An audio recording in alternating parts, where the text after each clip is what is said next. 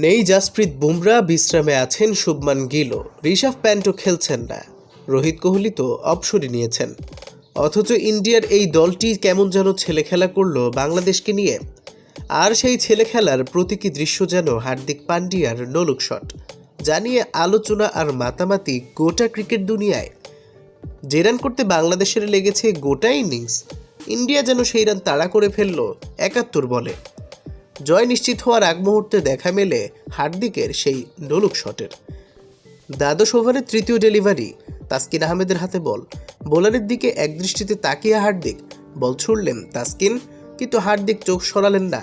তাসকিনের চোখের দিকে চোখ রেখেই খেললেন দুর্ধর্ষ আপার কাট। উইকেট রক্ষকের মাথার উপর দিয়ে বল চলে গেল সীমানার বাইরে। হার্দিক তখনও নির্লিপ্ত ভঙ্গিতে সামনে তাকিয়ে, একবার তাকিয়ে দেখলেনও না বল সীমানা ছাড়া হলো কিনা। নির্লিপ্ত ভঙ্গিতে